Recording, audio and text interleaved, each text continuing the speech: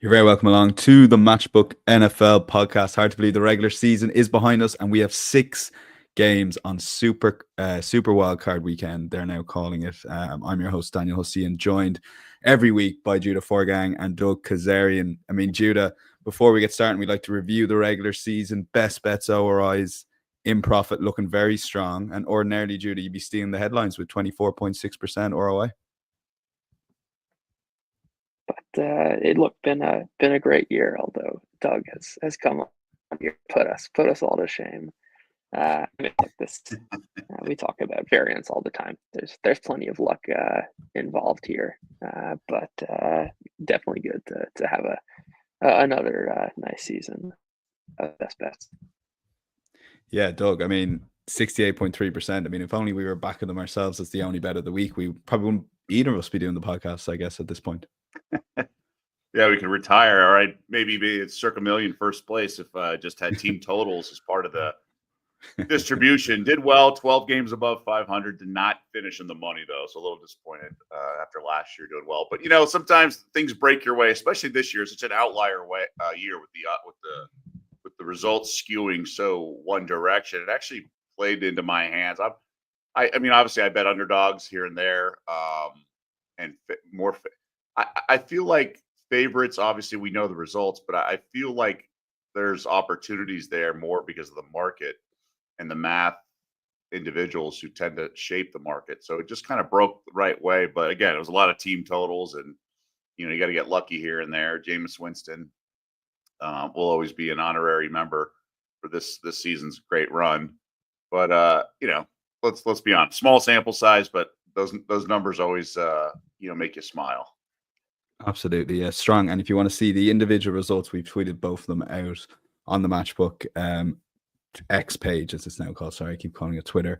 So do check that out if you want a full breakdown. And we will have 4 more best bets from each of the guys in the playoff seasons for the next 4 weeks. Insights.matchbook.com. We have those best bets reviewed every week if you want a full recap of all the bets, but also every single one put up throughout the show. All we ask, and there are a lot of people who we see on our YouTube analytics who are watching the show but aren't subscribed, take that 2 seconds, hit that subscribe button. It'd be much appreciated. And of course, hit that like button as well. And do check out the Matchbook Betting Exchange. Invariably, we are going to be the strongest on the odds checker grid in the UK on all these markets here. We're betting to an over round of 100%, but we do have the bet builder options for each game. So do check that out on Matchbook. But let's start. We've got 6 games. We're going to cover all 6 as best we can and start with the Los Angeles Chargers, formerly San Diego, at the Texans. Chargers 1.7 favorites in Houston, who are 2.4. The handicap sees Chargers laying 3 points at above even money, 2.06. And the total for this game currently stands at 42.5. Judah, mid-season, we might not have thought we'd have seen this line. With Houston, does this all come down to whether you believe the last few weeks, or can they elevate themselves? Is their ceiling high enough to perhaps produce a really good performance here and beat the Chargers?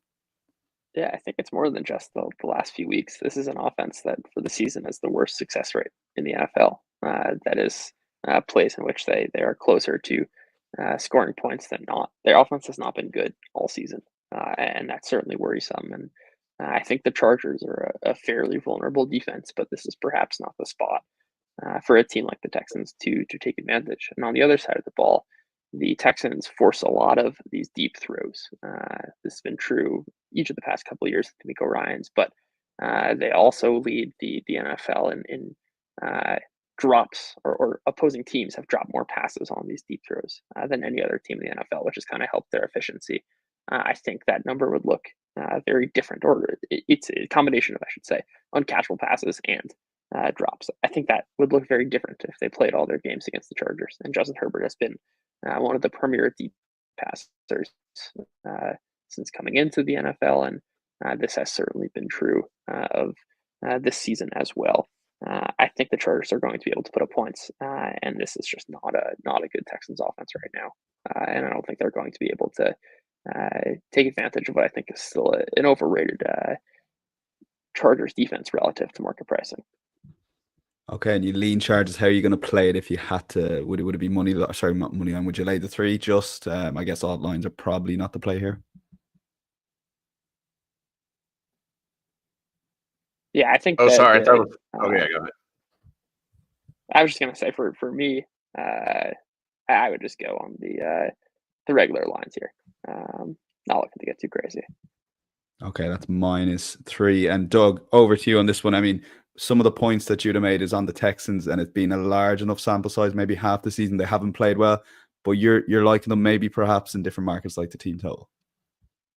Yeah, I mean, I'm looking at the Texans who play much better at home and on the road, and I think they'll get their points against a Chargers defense that we've seen get lit up by really good offenses, right? They had that great start to the season, maybe the first half of the year, but a lot of it was facing the Raiders, Spencer Rattler. I mean, they just caught a lot of breaks with the opposing quarterbacks, and then it all started with the Bengals lighting them up on that Sunday night, and then other performances. But for me, this actually starts elsewhere. I'm only would be back in the Texas because of what's going on in my hometown of LA. It's like the fires and everything like that. It's a significant situation, right? The Clippers got blown out in Denver.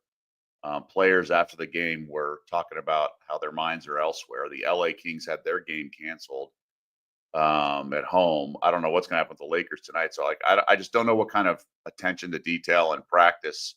Now I know they're on the road and it's not in that area, but their homes, their families, I just couldn't imagine being able to juggle all this as even professional athlete to excel in that type of conversation. So I'm merely, with the market and all that, like I'm surprised it's going that direction. I understand it's different. But that's where things are right now. And that is a factor of the situation. Like the Rams game may get moved. We'll see. But that's part of my handicap, to be honest, and not to be desensitized or insensitive, but it's just it's a fact of life in this game coming up. Okay, so we're tackling this with the Texans team total. You can get in and around 20 points here, currently at 191 if you want to go over on that one. Judah leaning towards the Chargers at -3, which is currently above evens, 206 of the market. Slowly moving back towards the Texans at 3 at the moment, but still holding on to 3 though, as we record on Thursday afternoon. Steelers at Ravens here. We'll take a look at the betting that we currently have on matchbook.com, and we might be surprised to see Steelers 5.5 on the money line, Ravens 1.2. The point spread currently sees the Steelers getting a 9-point head start at 198, and the total for this game 43.5. The over is the favorite in that market. So, Doug, I mean, I guess no one's really surprised over the last few weeks to see that big a handicap, but like in some ways, a playoff game like this, you might initially look at that 1.21 and think, is it a tad short or is it fully justified? I go back and forth on this because the Steelers have looked so poor the last few games, but you can't overreact to what you last saw. They tend to play the Steelers really tough. Sorry, they play the Ravens really tough. We know even in the last game, Russell Wilson fumbled inside the 5-yard line. That could have had a different look. They just kind of hang around and get under the skin of Baltimore. But ultimately, I think Baltimore is just so much better. And the Steelers have been really slow starters this season. Their natural way is just to kind of hang around and do something in the second half. At least they did that the majority of the season. So I like the Ravens first half, minus the 6.5. I worry a little bit about the back door for the game line, which is why I'm, isolating the first half. But I also think it's, you got to look at things through the narrative to a certain extent. And what did the Ravens in last year? It's their inability to commit to the run against the Chiefs last year, right? That was their bread and butter. That's what everyone talked about the entire offseason. Why did they do this? So I just think the Ravens are going to stick to the run and try to run this game. So as awesome as Lamar Jackson's been this year, as much as he is a true quarterback and everything, and guys are wide open, I think under his passing yards is something. I just think it's one of these things where the offseason and how they were bounced last year in the playoffs is going to factor into this. And I would probably do a first half passing yards under, but I do think this is their calling card, the rushing, and I think that's what's they're gonna commit to it and stay with it, especially with Derrick Henry. Obviously, that's a big difference between this year and last year. Okay, to summarize, Ravens first half, you can lay -6 around 192 for the first half. And Lamar's Jackson's under 217.5 passing yards at 191. And who knows, that might tick a little bit further up if the public get on board on the overside to maybe take advantage of that and going against the public on that one. Judah, you're sort of leaning towards what I was sort of getting at. If you were to have a bet, what on this one, I guess is the number one factor here. Do you go and take the +9 and just have a bet like that, or do you think there's any squeeze of value on the money line? Yeah, I think we can talk about the money line a bit later, perhaps, but I think there's some value on the. I mean, I like this a little better at 10, obviously, but I think there's still probably some at 9 as well.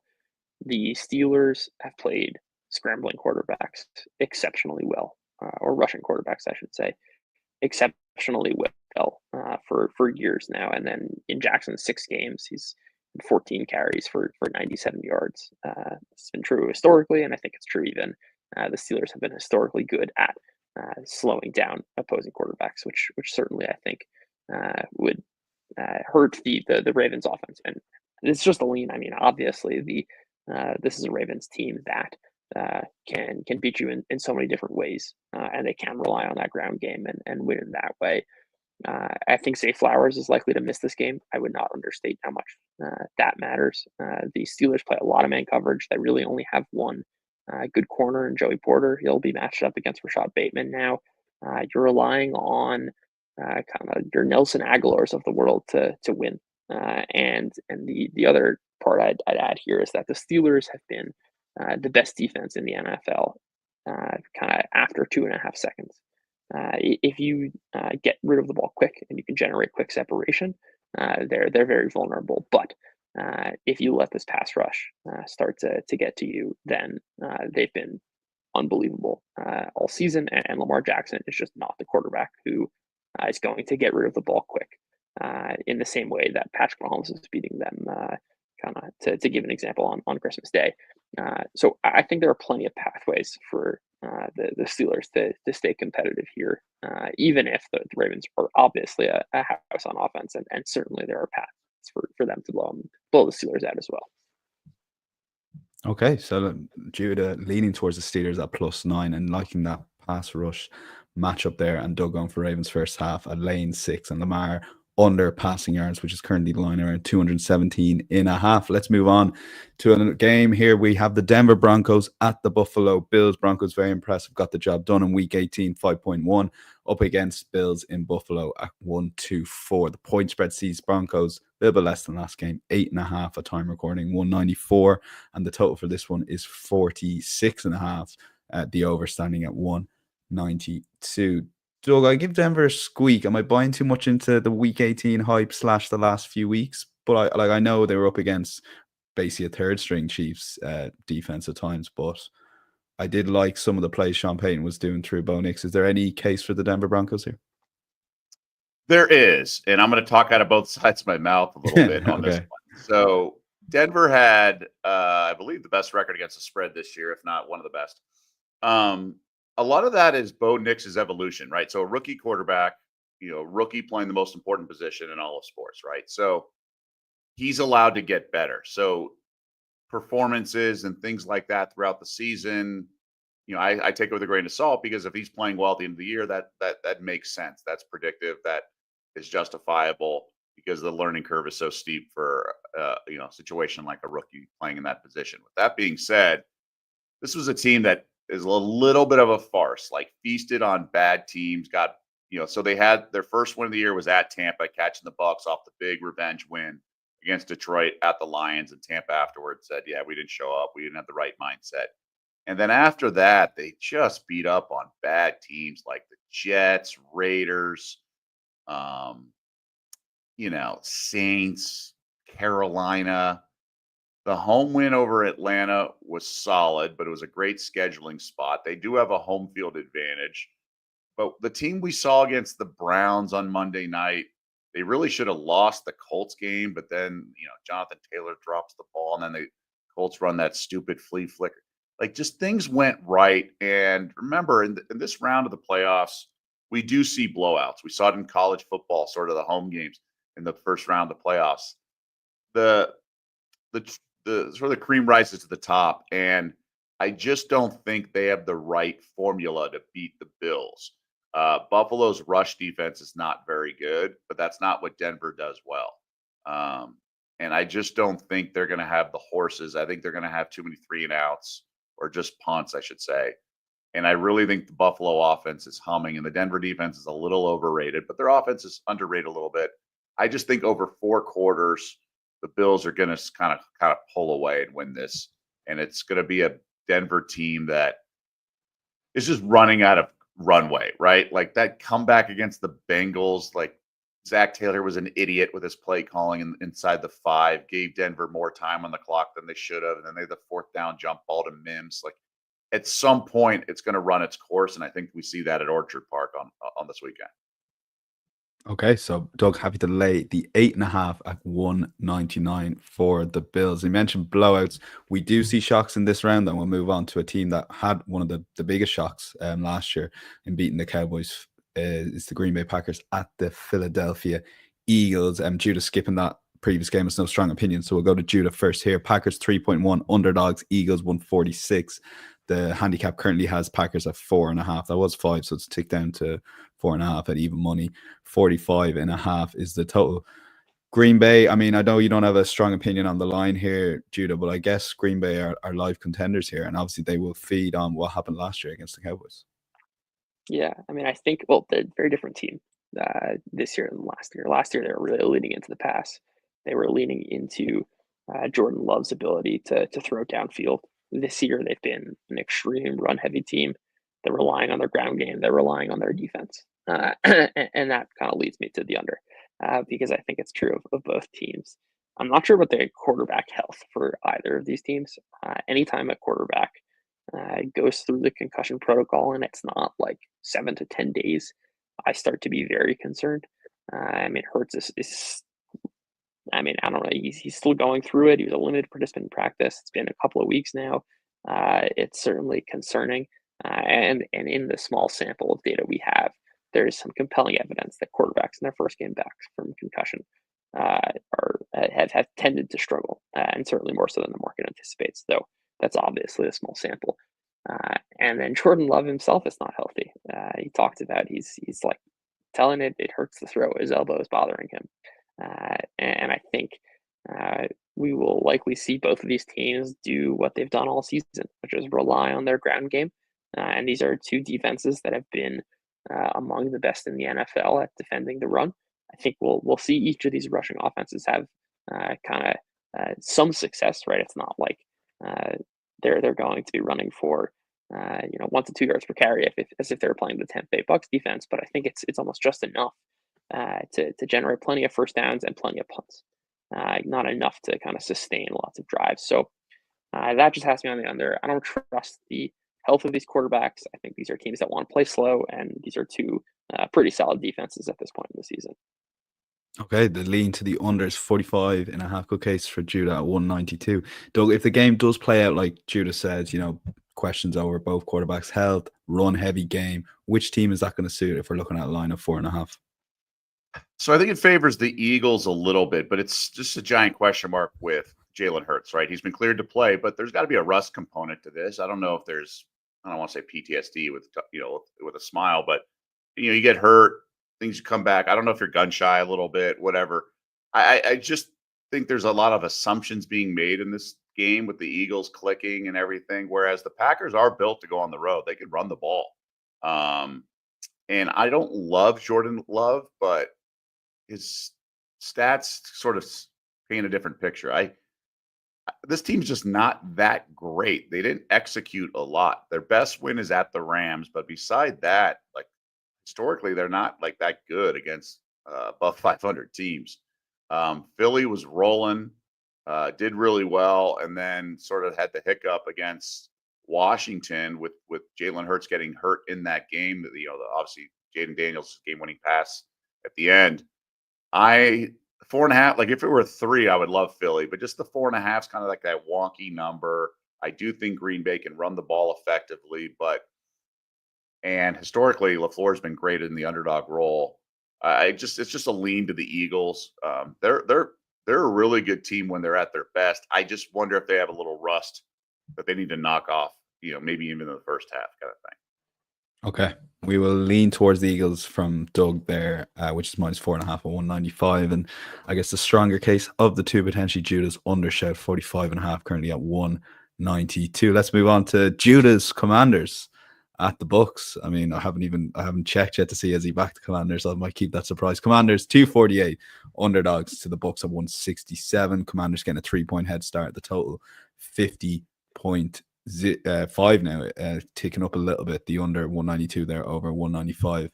Judah, the Commanders, how are we set for Commanders fans in these playoffs? They were your Commanders. Are you sticking with them here, or are we, the market's the market? Are we leaning the other side? I think we're jumping ship. We're reading our cues. It's okay. Yeah, I like the Bucs here. Although I guess the Bucs have almost taken over as my darling team over the second half of the season. I think kind of probably the worst unit in the playoffs right now is the Washington run defense. They've been atrocious all season. Tampa Bay's been able to run the ball as they've leaned into Bucky Irving as the featured back. And I mean, the pass defense hasn't been great either. And Tampa Bay has just been, no matter the opponents, no matter the injuries, they kind of on a drive level have been a top 5 offense for the entirety of the season. And I think they can continue to kind of churn and score a bunch of points as the market anticipates here. I think the question's really on the other side of the ball. And like, can Jaden Daniels carry the team on his back? Yes, we've seen that. We saw that in the Eagles game. We saw that even to some extent in the Falcons game recently. But a lot of the tendencies of the Bucs do not play into Daniels' strengths. Daniels has a much higher sack rate and much worse efficiency against the blitz. The same is true of the single high coverages that Tampa Bay likes to run. Is it possible that Washington and Daniels can keep up? I think so. I just when I think about how this game plays out, there are so many different pathways. I think for the Bucs to win, and what it keeps coming back to on the Washington side is like, can Jaden Daniels play hero ball? And I don't think that's a sustainable way of winning at this point in the season. Okay, case for the Bucs, both pass, but also the run game, and obviously Baker running a lot in Week 18 himself. So I guess you agree with a large part of that, Doug, and then the question that Judah posed on Jaden Daniels potentially getting some luck or getting some success against this Bucs defense. You think he can, and that's why you're going for the over here? Yeah, if this were a regular season game, I'd be betting the over for sure. I just wonder if some of the playoff component to it, just, I don't know, if coaches get tight, players get tight, conservative maybe, Todd Bowles punts more. Like, I just worry that, sometimes you see these longer drives. Look, I mean, this is gambling, right? So I just worry that early on you get drives to midfield and punts, and then all of a sudden the live total drops by like 7 points after a couple punts or something like that. So it's just a lean to the over, but both offenses should be humming in this game. The defenses are not strong per se. We've seen the Bucs in some ridiculous shootouts recently, and I don't think that they're going to win with defense against Jaden Daniels. This goes to sort of Bo Nix, right? The evolution of a rookie quarterback. And, Daniels has such command of the offense, and his dual threat component just puts such pressure on opposing defenses. And, Judah was riding the Commanders for much of the season, and it made sense. So it's just a lean to the over for whatever reason. And it's a huge number. So like, that's a little apprehension here too. I mean, 50 points is a lot. And it's just a mere lean. You can't again, it's just a different animal, the playoffs, more so because of the human element, the coaches. I do think refs swallow the flag whistle a little bit.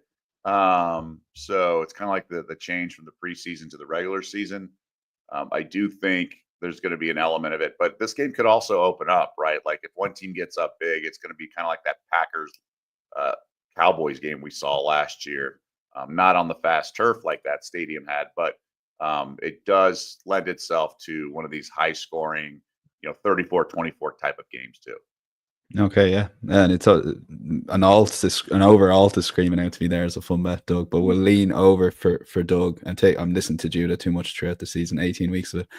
But Judah is confident in his Bucs -3 shout at just under even money's 1 $1.99, and you did put them up a few weeks ago as a potential overpriced bet in the Super Bowl market, and still a big price on Matchbook. And another team that's a big price is the Rams, Doug. We'll get to them in a sec. Vikings 193 favorites at the Rams, 204. The Rams getting a 1 point head start of 193, 47.5 is the total. From memory, Doug, sorry, you did lean towards the Rams in that market a few weeks ago. I mean, the Vikings coming off a defeat against the Lions, Sean McVay resting all the starters for Week 18. It just seems to be set up for the Rams, but has the market overreacted a bit to that, and maybe the Vikings are just the better team? I think they are in this case, and this goes back to the Fires situation. I mean, the game may be relocated to Arizona. Obviously, a lot can happen between now and Monday, but it's not so much, I mean, the players' families, this is like their home life, right? So mindset and focus. And I think the Vikings will respond after last week's embarrassment. Kevin O'Connell, former on the staff under McVay, they kind of knows this team. They played earlier in the season, which is interesting. And I think it's a good situational spot to bat the Vikings.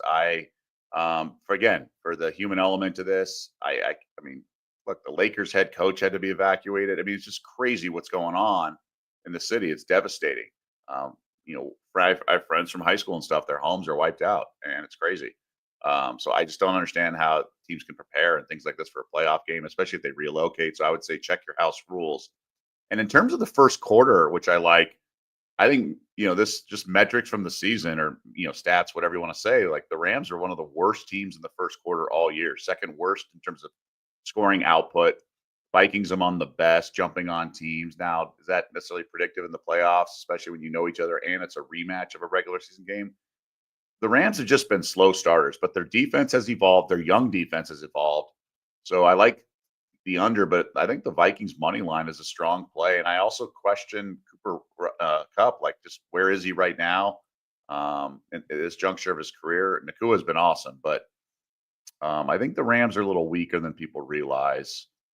Yes, McVay rested down the stretch, but I think the defense will come. So, I think the Vikings eke it out for all the human element to this. That's really what I'm playing here. Okay, and the money line currently stands at 194 for the Vikings from Doug, who also put a good, strong case forward for the Vikings first quarter, not just some of the Fires stuff that he's spoken about, also the Rams being slow starters throughout the season. Judah, stuff like this, it's hard to handicap, especially when you're looking at a lot of figures and stuff. Can you factor any of that into your handicap at all before deciding on a bet here? I mean, I think the most obvious one would be whether this game is played in LA or Arizona. I'm going to assume that players are going to be playing. Obviously, you can't possibly know what's going through people's minds. But on the football side of things, I kind of like Doug came into the week wanting to fade the Rams. That was kind of the taste that's left in my mouth of like this team I think is pretty overrated and the offense hasn't been good for a while. But kind of looking at the data, I'm on the other side here. I think that the Vikings are extreme in their tendencies. They blitz way more than anyone else. They've got a 67% blitz rate over the last 4 weeks. They lead the NFL at blitz rate at like 53%, but just to give a sense of how extreme they are, they lead the NFL in their rates of too high coverage or making sure that they don't have they take care of the middle of the field. And then they're also in the 90th percentile of their zone splits. In each of these categories, Matthew Stafford goes from being kind of an average quarterback to a top 5-1. If you want to look at EPA, you want to look at PFF grade, you want to look at yards per attempt, you want to look at any of these efficiency metrics, and Stafford gets a lot better. And then you also kind of start to look at, well, what happened from the Rams offense in the last bunch of weeks of the season to or from their success, I should say, in the middle part of the season. And they started running the ball a lot. I'm not sure that's the kind of game plan they're going to have. You don't want to coach your bets, but I do have some faith in McVay that they're going to be a lot pass heavier on early downs, and that kind of small sample of games, most recent games, are not necessarily the most revealing. And this is really a sneaky good matchup for the Rams. And the last thing I'll say is we kind of saw Sam Darnold is I think perfectly capable in a good situation. That's kind of what we've seen for most of the season. we have very, very little sample of what this Vikings team looks like when they're down and down by a score. In fact, they've run the fewest plays in the NFL. And if the game goes a little bit different than what we've seen, I think there's certainly a tail path also on the Rams side of just Sam Darnold looking like he did in the second half of that game against the Lions. Which isn't to say that the Rams defense is similar in style than the Lions, but Darnold in a negative game state is not Darnold in a positive game state. And I think there's some uncertainty there and makes the tails of the Rams intriguing, certainly if they can play from a lead. Okay, look out for a different approach for the Rams. Back to their roots, I guess, with the pass. Money line 2-0 at time recording. That's the bet for Judah. Doug liking the Vikings money line, but also Vikings first quarter. And stay tuned for best bet on that game as well from one of the guys. Let's move on to long shots here. And Doug, we'll start with you. I mean, you made the case for Houston. If there was a team that could maybe not as an underdog and beat their spread, but also maybe cover a little bit more and get a little bit more juice, you do think there is a chance that Houston could run away with this against the Chargers? Yeah, and again, not to be a broken record, I just think the variance of what's going on with the fires, and especially this thing is less than 40, not less, sorry, just about 48 hours away. Why not kind of thing? If it's a total like unraveling of a situation, the home team to win by more than 3, it's not that crazy, given this is still a franchise in the Chargers that lays eggs in certain situations, although Harbaugh changes everything and Herbert's capable, but he sometimes has these random brain cramps. But again, Texans at home, much better team. They didn't have Nico Collins for a portion of the season, and that obviously changes a lot. So I just think the variance of the what's going on in their home lives lends itself to outlier performances, and that's solely what this is about. Okay, that's Texans minus 3.5 at 9-4 or 3.25 on Matchbook. Judah, the Steelers money line. I love it. 5.6. I mean, if there is a shock, you think Steelers can go into Baltimore, division rivals, and get the win in the playoffs. Yeah, I think the Ravens have I think the matchup plays very, very well into the Steelers' potential strength here, which is that the Ravens have, since their bye a bunch of weeks ago, have played one of the highest rates of man coverage, one of the highest rates of single high coverage, which leaves them vulnerable to explosive plays. Russell Wilson's got a 15% explosive play rate against single high coverage. The next closest quarterback is at 12%. They, even if you want to use the game against the Ravens a few weeks ago as an example, where they didn't have George Pickens, that game was kind of decided by some key turnovers, where Russell Wilson lost the fumble on deep inside the Ravens territory, threw a pick six. The Steelers defense has played Lamar Jackson historically well. They played the types of quarterbacks that Lamar Jackson, meaning it's not just, I think, a kind of small sample, but they play scrambling quarterbacks very well. And Lamar Jackson is not the type of passer to kind of go through his reads quickly, play in rhythm, and get rid of the ball within 2.3, 2.4 seconds, which is where the Steelers are most vulnerable. Obviously, the Ravens, I think, are more likely to win, but if we're talking about a long shot here and we're getting something like 5.6, I think there is some value just by nature of how kind of variant and volatile Russell Wilson and the Steelers offense is. And if those deep balls connect, they can put up some points.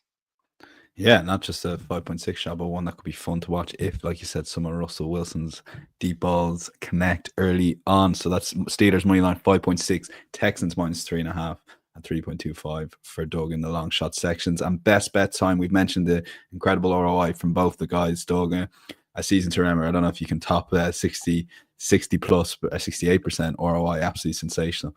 You are going to lean towards the Vikings Rams games and maybe a slow first quarter. Well, kind of like what Judah was saying. And by the way, I want to go back just the first quarter money line, not first quarter minus a half plus 260 or whatever it is.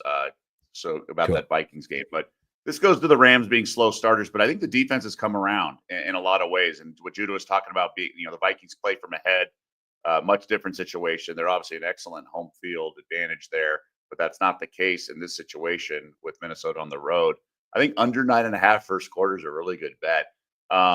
I think Darnold, given what happened in the last game, I think O'Connell's going to want to play things sort of favorably, like throws around the line of scrimmage, get the confidence back, slump busting passes, if you will, screen passes, dump offs. I don't think he wants to punt, or so he's going to do what he can to avoid that, run the ball. And then the Rams' inept offense early on in games is kind of mind boggling. So 9.5. You kind of only need one punt to win this. Obviously, that's not really the case, but usually, if you get a punt after a first down or so, and then they have long drives, and let's say it's a touchdown, it's really hard to get a second score unless it's like a 50-something yard field goal. Again, I'm being general. Obviously, long passes that are penalties or some, DPI, so move the ball without moving the clock. Like, we could see a high-scoring first quarter, of course, but most random, I think, best bet I've had all season. But I think it really lines up accordingly. So I know America's waiting. I know the world's waiting. We're gonna have to wait till the last game of the weekend for this one. But I like it. Was close to being the Bills, but I'll go. I think the first quarter under here's the right play here. I like it. Yeah, Doug flexing his best bet muscles there for sure, but I like it. And field goals very much your friend there. Of course, they are with every under, but a first quarter under well and truly. Judah, no surprise for anyone listening intently for the last 35 minutes or so, that Bucs -3 is your best bet.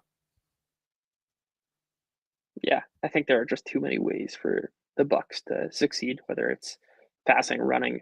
Their run defense has been elite, by far the best in the NFL over the second half of the season. And Washington, I think, is just going to have to rely on Jaden Daniels to do too much here. And Tampa, I anticipate, will be able to win with margin. Okay, that's Bucs -3 at even money, or very close to it, 199, and under 9.5 in the first quarter, 195 for the Vikings at the Rams. For Doug, my thanks to both Judah and Doug. Just 3 weeks ago, hard to believe that there will be a shock this week. You feel it, similar with the Packers beating the Cowboys last year. Where it comes remains to be seen, but we'll review all that and tackle the 4 games next week. If my math is correct, yeah. My thanks to both Doug and Judah. We'll be back next Wednesday to preview it all. Do enjoy the weekend's football. Bye-bye.